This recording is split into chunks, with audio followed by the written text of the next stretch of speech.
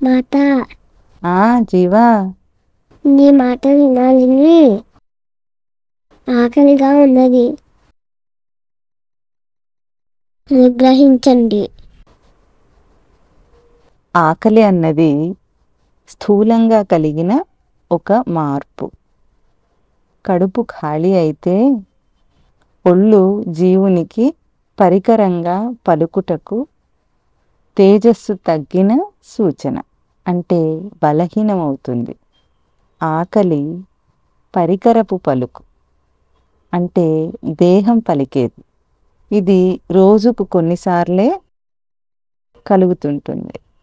అయినా దేహం లోపలి వెల్తిని గుర్తింపజేయుట అనేది ఉపమానం. వెల్తికి ఉపమేయంగా, అంటే వెల్తిని నువ్వు గుర్తించేటట్లుగా జీవుడు తన సచ్చిదానంద స్మృతిని, అంటే చైతన్యపు స్మృతిని నిరంతరంగా ఎరుకలో నిలపటానికి ఊరటను అందించే జిజ్ఞాస.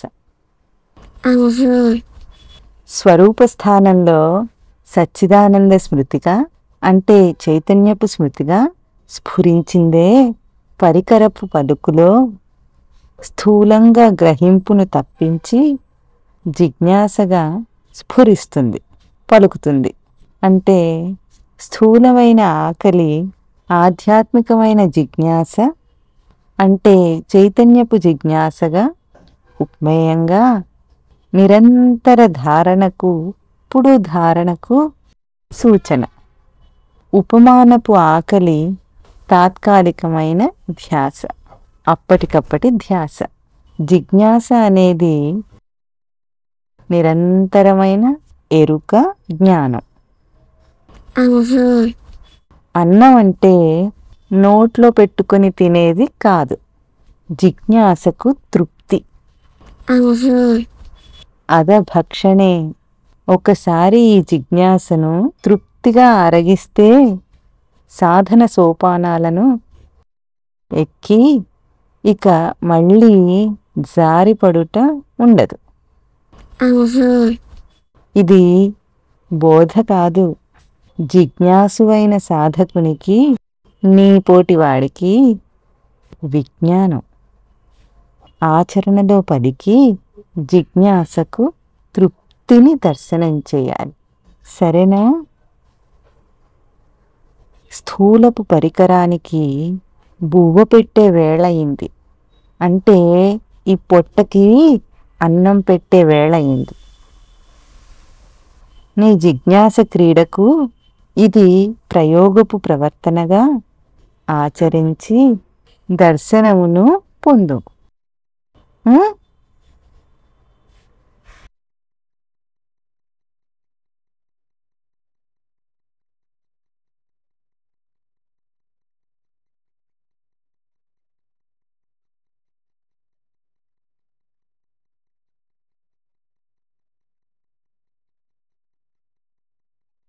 బువ్వ తింటావా?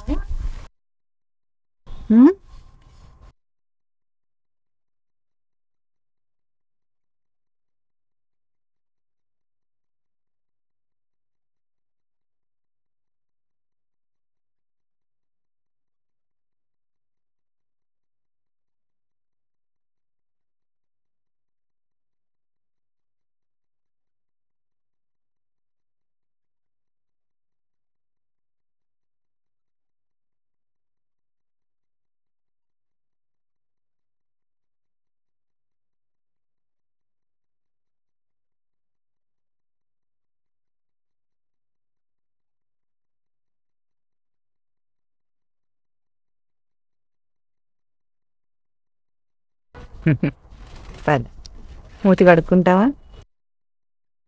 అక్కడ వాష్ బేసిన్ ఉంది, వెళ్ళి కడుక్కు.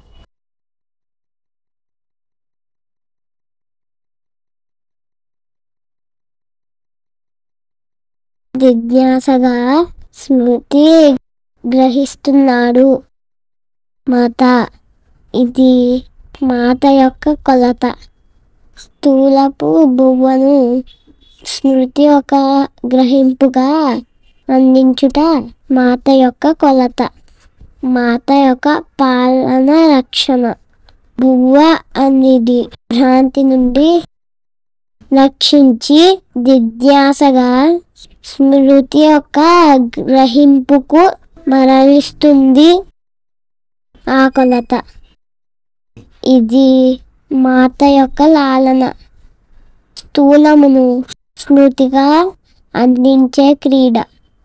ఇంతకాలం మాత యొక్క లాలన పాలనను సంస్కారంగా అదినాయి అందుకుంటూ మాత యొక్క కొలతలో పదుల పెట్టబడుతూ శేషవాస్తను రుచి చూపినాయి.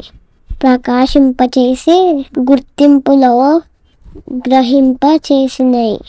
మాత యొక్క లాలన పాలనలు శేషవాస్తను బలంగా పుంజీభూతం చేసుకున్న బాల్యావస్థగా నిలిపినాయి.